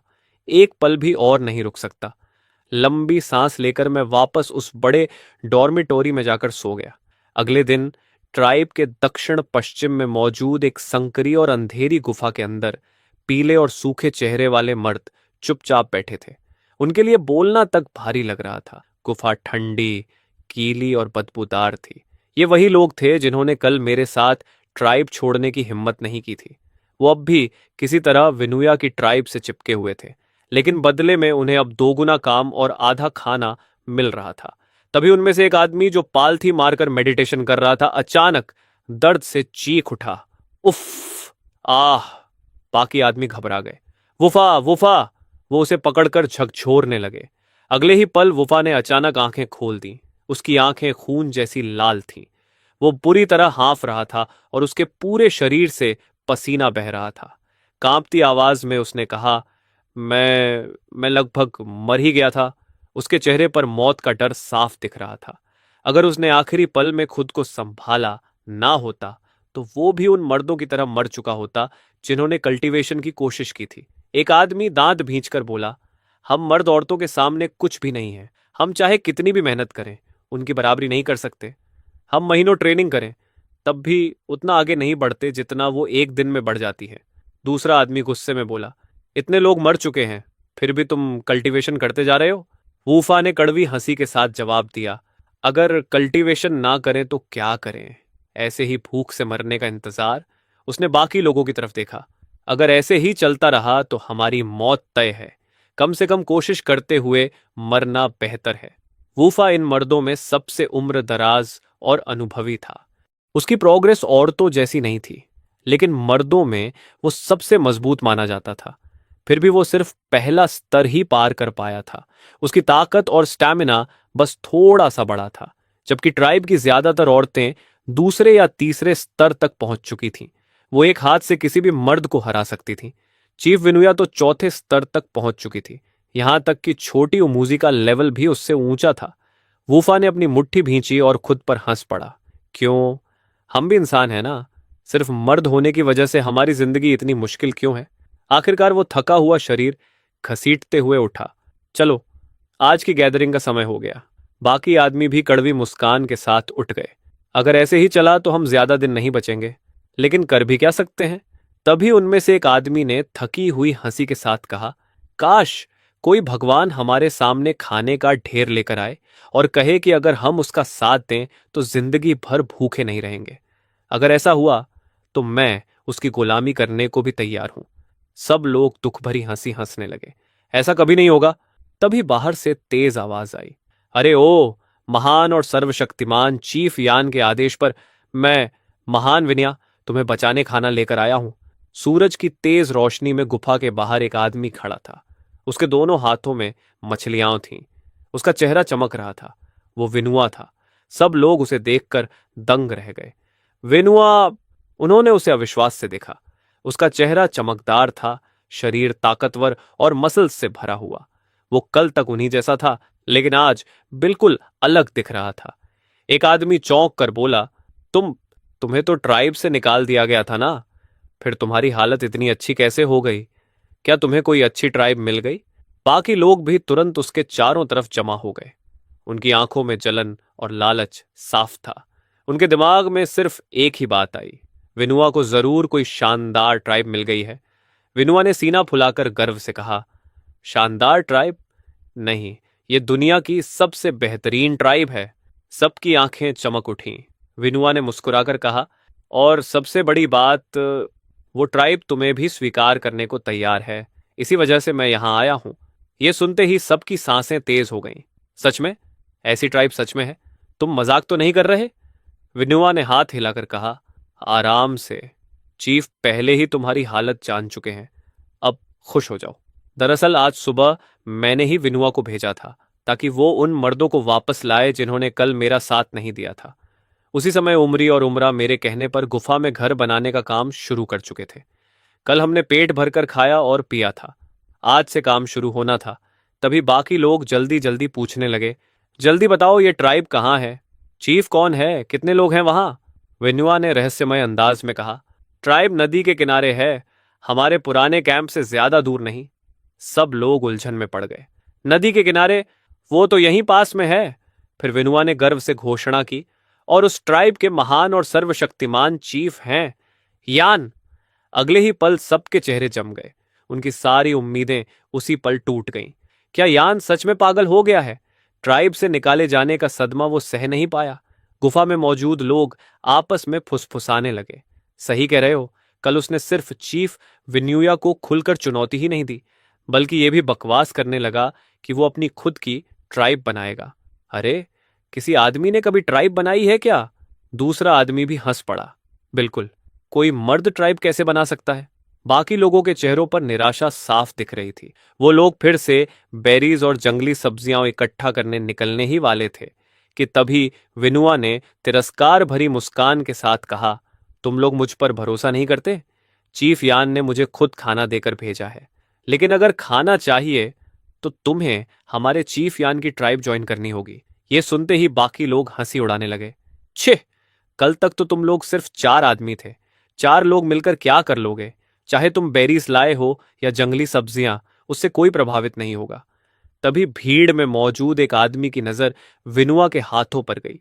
उसकी आंखें अचानक फैल गईं। रुको, ये मछली है। सब लोग तुरंत उसके हाथों की तरफ देखने लगे। बेल में पिरोई हुई 2 विशाल मछलियां अभी भी तड़प रही थीं। वो किसी आदमी के बाजू जितनी लंबी और कटोरे जितनी चौड़ी थीं। एक आदमी कांपती आवाज में बोला, ये सच में मछली जैसी लग रही है। उसे याद आया कि बचपन में उसने नदी किनारे एक छोटी सी फिश देखी थी, जो गलती से किनारे पर कूद आई थी। वो बस उंगली जितनी थी, लेकिन उसका स्वाद उसने आज तक नहीं भुलाया था। और विनुआ के हाथ में जो था, वो उससे कई गुना बड़ा था। मछली? ये कैसे हो सकता है? चीफ तक को कभी मछली खाने का मौका नहीं मिला, और तुम कह रहे हो कि यान के साथ रहने पर तुम्हें ये मिली? बाकी लोग अब भी शक कर रहे थे, लेकिन उनकी आंखें मछली से हट नहीं रही थीं। वो मछलियां अभी भी तड़प रही थीं, बिल्कुल नदी की असली मछलियों जैसी। और सबसे डरावनी बात यह थी कि वो बहुत बड़ी थी। कई दिनों से ठीक से खाना न मिलने की वजह से सबके मुंह में पानी भर आया। ये सच में मछली है, सचमुच की मछली। विनुआ को सच में मछली मिल गई। सब लोग सांस रोके उसे देख रहे थे। तभी अचानक एक आदमी पागलों की तरह भीड़ से निकलकर आगे कूदा। उसकी आंखें भूखे जानवर जैसी हो चुकी थीं। वो सीधे मछली पर टूट पड़ा। उसने बहुत लंबे समय से असली खाना नहीं खाया था, और मछली वो चीज थी जिसे वो सालों से नदी में तैरते हुए सिर्फ लालच से देखता आया था। यहां तक कि कई चीफ्स ने भी कभी उसका स्वाद नहीं चखा था। लेकिन विनुआ अब पहले वाला कमजोर आदमी नहीं था। उसका शरीर अब मजबूत हो चुका था। उसने आसानी से उस आदमी को धक्का देकर पीछे फेंक दिया और मछली अपने से दूर कर ली। फिर जोर से बोला, रुको, अभी तक तुम लोगों ने चीफ यान के प्रति वफादारी की कसम नहीं खाई है। अभी थोड़ी देर पहले तक तुम लोग उन्हें पागल और झूठा कह रहे थे। अब मछली चाहिए? सपना देखो। उसने एक हाथ से कई भूखे आदमियों को पीछे धकेल दिया। अब वो पहले जैसा दुबला पतला नहीं था। रोज मछली खाने की वजह से उसकी मसल्स उभर आई थीं। दूसरी तरफ बाकी लोग इतने कमजोर थे कि ठीक से खड़े भी नहीं हो पा रहे थे। उनमें से कुछ गुस्से में चिल्लाए, विनुआ, हमें मछली दे दो। क्या तुम अब भी हमारे ट्राइब के आदमी नहीं हो? लेकिन विनुआ ने हंसते हुए कहा, बहुत पहले मैं इस ट्राइब का आदमी था। अब मैं चीफ यान के क्लैन का सदस्य हूं। यान का नाम सुनते ही सबके चेहरे बिगड़ गए। फिर शुरू हो गया, हर तीसरे शब्द में यान यान। वो बस एक पागल आदमी है जो सपने देखता रहता है। एक आदमी आगे बढ़कर बोला, विनुआ, समझदारी से काम लो। यहां हम सब ज्यादा हैं। चुपचाप मछली रख दो और सबको खाने दो। फिर शायद हम चीफ विनुआ से कहकर तुम्हें वापस ट्राइब में रहने दें। समझे? ट्राइब में रहोगे तो प्रोटेक्शन मिलेगी। हम बेरीज इकट्ठा करेंगे, आराम से जिंदगी बिताएंगे। बाहर उस पागल यान के पीछे घूमने से तो बेहतर ही है। ये सुनकर विनुआ को सच में हंसी आ गई। आराम की जिंदगी? उसने मजाक उड़ाते हुए कहा, तुम लोग खुद से खाना तक नहीं ढूंढ सकते और मुझे वापस उसी जिंदगी में बुला रहे हो जहां हमें जानवरों की तरह ट्रीट किया जाता था। उसकी आंखों में दया उभर आई। अगर ये बात तुम लोग कल कहते तो शायद मैं मान भी जाता, लेकिन आज मैंने वो जिंदगी देख ली है जो चीफ यान ने हमें दी है। अब हमें भूखे रहने की जरूरत नहीं। हम पेट भरकर मछली खाते हैं, इतना खाते हैं कि पेट फटने लगे। और सबसे बड़ी बात, उसकी आवाज गर्व से भर गई, चीफ यान तो डिवाइन फायर तक को कंट्रोल कर सकते हैं। वो उसी से मछली पकाते हैं, ग्रिल्ड फिश। तुमने कभी उसका स्वाद सोचा भी नहीं होगा। अब उसकी आवाज में पूरा आत्मविश्वास था। चीफ यान ने मुझे सिखाया कि मर्द भी इंसान हैं। हमें औरतों के पैरों में रेंगने की जरूरत नहीं। और तुम लोग मुझे धमका रहे हो? उसने ठंडी नजरों से बाकी लोगों को देखा। अब मैं हर दिन मछली खाता हूं। सच कहूं तो अब तो थोड़ा बोर भी होने लगा हूं। अगर ये मछली चीफ यान की ना होती तो मैं इसे तुम्हारे लिए रोकता भी नहीं। ये कहकर उसने जोर से भीड़ को धक्का दिया। भूखे और कमजोर मर्द उसकी ताकत के सामने टिक ही नहीं पाए। वो सब इधर उधर गिर पड़े। उनमें इतनी ताकत भी नहीं बची थी कि खुद को संभाल सकें।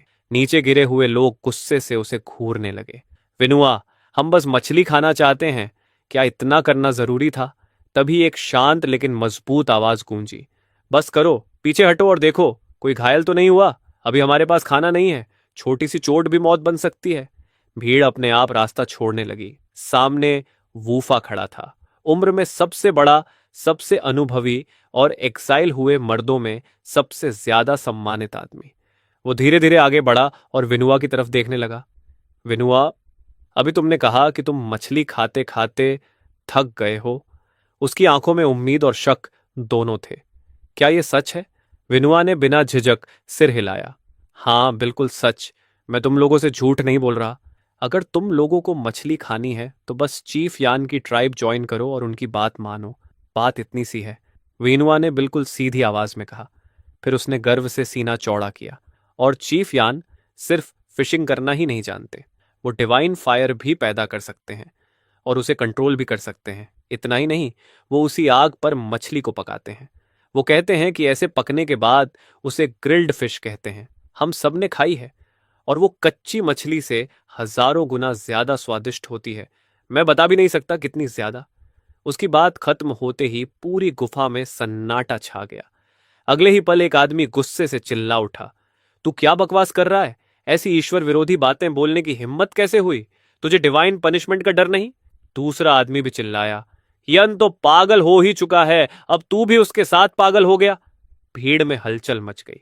डिवाइन फायर देवताओं का श्राप है। जहां वो गिरता है वहां सब राख हो जाता है। पूरी धरती आग के समंदर में बदल जाती है। और तुम कह रहे हो कि कोई आदमी उसे कंट्रोल कर सकता है? लेकिन विनुआ बिल्कुल शांत था। उसने कंधे उचकाए। मैं झूठ क्यों बोलूंगा? मुझे क्या फायदा होगा? तभी अब तक चुप खड़े विनुफा ने भौहें सिकोड़ ली। उसकी आवाज भारी और गंभीर थी। विनुआ, क्या तुम्हें अंदाजा है तुम क्या कह रहे हो? देवताओं का अपमान करना बहुत बड़ा पाप है। अगर सच में तुम डिवाइन फायर के बारे में ऐसी बातें कर रहे हो तो क्या तुम्हें डर नहीं कि देवता हम सबको जिंदा जला देंगे? विनुआ ने उसकी आंखों में देखते हुए कहा। मुझे नहीं पता देवताओं का श्राप आएगा या नहीं, लेकिन मैं जो कह रहा हूं वो सच है। चीफ यान सच में डिवाइन फायर को कंट्रोल कर सकते हैं। अगर भरोसा नहीं तो चलकर खुद देख लो। विनुफा ने काफी देर तक उसे घूरा। उसके चेहरे पर गहरा शक था। आखिरकार उसने ठंडी सांस ली। ठीक है, अगर तुम इतने जिद्दी हो तो चलकर देखते हैं। बाकी लोग भी एक दूसरे को देखने लगे। उन्हें अब भी भरोसा नहीं था, लेकिन जिज्ञासा डर से बड़ी हो चुकी थी। विनुआ बिना कुछ कहे मुड़ा और गुफा से बाहर निकल गया। बाकी लोग भी उसके पीछे चल पड़े। ट्रीब ज्यादा दूर नहीं थी। वो जानता था कि सिर्फ शब्दों से उन्हें यकीन नहीं होगा, उन्हें खुद अपनी आंखों से देखना पड़ेगा। कुछ ही देर बाद विनुआ उन सबको लेकर नदी किनारे पहुंचा जहां हम रुके हुए थे। दूर से उन्होंने विनुली और विनुला को नदी किनारे फिशिंग करते देखा और थोड़ी दूरी पर मैं कैंप फायर के पास बैठा था, बिल्कुल वैसे ही जैसे विनुआ ने बताया था। आग की लपटें लकड़ियों के बीच नाच रही थीं। चट-चट की आवाजें हवा में गूंज रही थीं। विनुआ अपने साथ पूरा दर्शक दल लेकर आ चुका था। मैंने सिर उठाकर उन दुबले पतले काले पड़े आदमियों को देखा जो उसके पीछे खड़े थे। मेरे होंठों पर हल्की मुस्कान आ गई।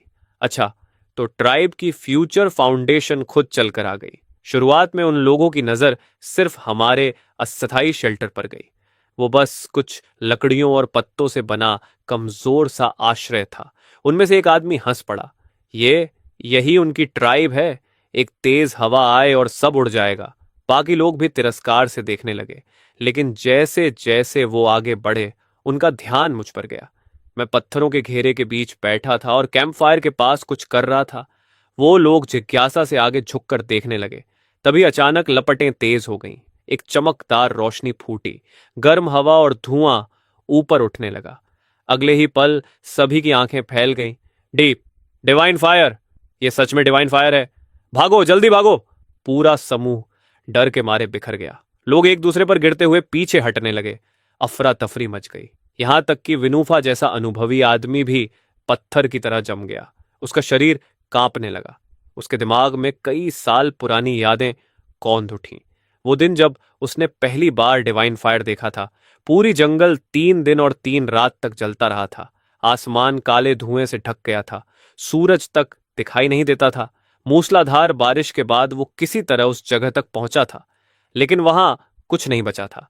पेड़, जानवर, इंसान सब राख हो चुके थे। वो पुराना डर समय को पार करके फिर उसके सामने खड़ा हो गया। उसके पैर बुरी तरह कांपने लगे। वो भागना चाहता था, लेकिन शरीर हिल नहीं रहा था। कांपती आवाज में उसने कहा, ये ये डिवाइन फायर है, भागो। जब डिवाइन फायर आता है तो सब कुछ निगल जाता है। मैंने कभी नहीं सोचा था कि यान उसे बुला सकता है। क्या वो हम सबको मारना चाहता है? लेकिन तभी उसे कुछ अजीब महसूस हुआ। आग फैल नहीं रही थी, वो बस पत्थरों के घेरे के बीच चल रही थी, कहीं और नहीं। तभी विनिया चिल्लाया, चीफ यान, कृपया डिवाइन फायर वापस ले लीजिए, ये लोग डर के मारे मर जाएंगे। मैंने सिर उठाकर उन दुबले सहमे हुए आदमियों को देखा। वो मुझे ऐसे घूर रहे थे जैसे मैं कोई राक्षस हूं। मेरे होठों पर हल्की मुस्कान आई। बिना ताकत दिखाए इन आदिम लोगों से सम्मान पाना नामुमकिन है। अगर मैं उन्हें अपनी क्षमता ना दिखाऊं तो वो मुझे बस एक पागल आदमी समझते रहेंगे। दूसरी तरफ लोग फुसफुसा रहे थे। अभी विनुआ ने क्या कहा? उसने कहा, यान डिवाइन फायर बुझा सकता है। ये कैसे मुमकिन है? डिवाइन फायर तो देवताओं का श्राप है, जब तक सब कुछ जल ना जाए वो बुझता नहीं। तभी विनुआ ने हाथ बांधकर गर्व से कहा, मैंने पहले ही कहा था ना, चीफ यान डिवाइन फायर को पैदा भी कर सकते हैं और बुझा भी सकते हैं। असंभव। ये तो हमारी पूरी दुनिया की समझ के खिलाफ है। लोगों की आंखों में डर और सदमा दोनों थे। उनके लिए डिवाइन फायर देवताओं की सजा था, ऐसी चीज जो कभी किसी इंसान के नियंत्रण में नहीं हो सकती। लेकिन इस समय वो आग मेरे सामने जल रही थी और मैं उसे खिलौने की तरह इस्तेमाल कर रहा था। मैं उनकी स्तब्ध निगाहों को देखकर मुस्कुराया। घुटनों के बल झुको और उस नींव का हिस्सा बनो जिस पर मैं अपना महान क्लैन बनाऊंगा। फिर मैंने एक लकड़ी उठाई और कैंप फायर की जलती लकड़ियों को अलग किया। उसके बाद एक बड़ा पत्थर उठाकर आग के ऊपर रख दिया। अभी एक पल पहले जो लपटें तेजी से जल रही थीं, अगले ही पल सफेद धुआं छोड़ते हुए बुझ गई। डिवाइन फायर खत्म हो चुका था। जैसे ही मैंने पत्थर हटाया, पूरे क्लैन से एक साथ दहशत भरी चीख निकल गई। आग बुझ गई! सबकी आंखें फटी रह गईं। डिवाइन फायर सच में बुझ चुका था। वो डिवाइन फायर जिसे वो हर चीज को राख बना देने वाली देवताओं की सजा मानते थे, उसे यान ने अपनी मर्जी से बुझा दिया था। उसने सच में डिवाइन फायर बुझा दिया। ये कैसे मुमकिन है? कोई इंसान ऐसा कैसे कर सकता है? कुछ लोग तो डर के मारे कांपने लगे। उनके लिए मैं अब इंसान नहीं रहा था। ये कोई राक्षस है। लेकिन कुछ लोग अब भी अपनी आंखों पर भरोसा नहीं कर पा रहे थे। जिस डिवाइन फायर को वो देवता मानते थे, वो मेरे हाथों में किसी खिलौने की तरह कंट्रोल हो रहा था। दूसरी तरफ विनूफा भी पूरी तरह स्तब्ध खड़ा था। उसके दिमाग में वो पुरानी यादें घूम रही थीं जब डिवाइन फायर ने पूरा जंगल जला दिया था। लेकिन इस समय वही आग मेरे सामने पूरी तरह बेबस थी। तभी विनवा जोर से हंस पड़ा। हा हा हा, तुम लोग सच में कुछ नहीं जानते। हमारे चीफ यान के लिए डिवाइन फायर कंट्रोल करना बच्चों का खेल है। अगर तुमने उन्हें फिशिंग करते और ग्रिल्ड फिश बनाते देख लिया ना, तो डर के मारे बेहोश हो जाओगे। उसके साथ विनुली और विनुला भी बाकी लोगों का मजाक उड़ाने लगे। ये देखकर बाकी ट्राइब मेंबर्स गुस्से से जल उठे। हाँ हाँ, यान ने डिवाइन फायर बना दिया, यान ने बुझा भी दिया। और तुम तीनों बस खड़े होकर तमाशा देखते रहे। तभी नदी किनारे से आवाज आई, चीफ, रस्सी हिल रही है। सबकी नजर तुरंत उधर गई। विनूली और विनूला नदी के किनारे खड़े थे और दोनों मिलकर एक लंबी बेल को पकड़कर खींच रहे थे। वो बेल मेरे फिशिंग नेट से बंधी हुई थी। मैंने उन्हें पहले फिशिंग सिखाने की कोशिश की थी, लेकिन दोनों इतने प्रिमिटिव थे कि नेट को देखकर बस घूरते ही रह गए। आखिरकार मुझे खुद नेट फेंकना पड़ा और सिर्फ बेल पकड़ाकर कहना पड़ा, जैसे ही हिले पूरी ताकत से खींचना। अब दोनों पूरी जान लगाकर बेल खींच रहे थे। बाकी लोग उन्हें हैरानी से देख रहे थे। ये लोग कर क्या रहे हैं? नदी से बेल क्यों खींच रहे हैं? कोई ट्रेनिंग है क्या? तभी विनुआ ने सीना चौड़ा करके कहा, तुम्हें समझ नहीं आएगा, ये लोग फिशिंग कर रहे हैं। उसकी ये बात सुनते ही पूरी भीड़ में हलचल मच गई। क्या? फिशिंग? तो तुम सच बोल रहे थे? यान सच में फिशिंग कर सकता है? वाइनवा जोर से हंस पड़ा। मैं चीफ यान के बारे में झूठ क्यों बोलूंगा? अगर भरोसा नहीं तो खुद देख लो। लेकिन कई लोग अब भी शक भरी नजरों से देख रहे थे। उनमें से एक आदमी व्यंग्य से बोला, हाँ हाँ, समझ गए, तुम्हारा चीफ यान सब कुछ कर सकता है। डिवाइन फायर बुला सकता है, बुझा सकता है, फिशिंग कर सकता है, शायद उड़ भी सकता होगा। दूसरा आदमी हंस पड़ा। हाँ, और शायद वो आसमान में उड़कर ड्रैगन भी पकड़ लाता होगा। पूरी भीड़ फिर से ताने मारने लगी। लेकिन तभी अचानक विनुली और विनुला ने जोर लगाकर कुछ बाहर खींच लिया। चीफ, हमने निकाल लिया! दोनों खुशी से चिल्ला उठे। मैंने हल्की मुस्कान के साथ उनकी तरफ देखा। अच्छा, अब नेट खोलो, इन्हें दिखाओ कि हमने नदी से क्या निकाला है। आज एक बार हमेशा के लिए इन्हें समझा दो कि हम फिशिंग कर सकते हैं या नहीं। जी चीफ। दोनों के चेहरे खुशी से चमक उठे। वो मुश्किल से भारी नेट को किनारे तक घसीट लाए, लेकिन जैसे ही बाकी लोगों ने नेट देखा, वो फिर हंसने लगे। ये क्या है? घास की चटाई? यही है तुम्हारा फिशिंग टूल? हमारी गुफाओं की चटाइयां इससे अच्छी हैं। अगर चटाई नदी में फेंकने से मछली मिलती है तो हम भी कर लेंगे। हर तरफ मजाक उड़ने लगा, लेकिन मैं बिल्कुल शांत था। मैं धीरे से आगे बढ़ा और नेट को एक झटके में उठाया। अगले ही पल सबकी सांसें रुक गईं। नेट के अंदर 4 बड़ी और 7 छोटी मछलियां बुरी तरह फड़फड़ा रही थीं। उनकी चमकती हुई स्केल्स सूरज की रोशनी में चमक रही थीं। पूरा माहौल अचानक शांत हो गया। ये ये सच में मछलियां हैं? इतनी सारी? यन ने सच में फिशिंग कर ली। पहले डिवाइन फायर, और अब ये। आखिर पागल कौन है, वो या हम? तभी एक बड़ी मछली जोर से उछली और धूप में उसकी चमकती स्केल्स सबकी आंखों में पड़ गईं। सब लोग उन फड़फड़ाती मछलियों को ऐसे देख रहे थे जैसे उनकी पूरी दुनिया टूट रही हो। तभी मैंने हल्की मुस्कान के साथ कहा, कुछ मछलियां हम देखकर ही इतने शॉक्ड हो गए? अभी तो तुम लोगों ने ग्रिल्ड फिश भी नहीं देखी।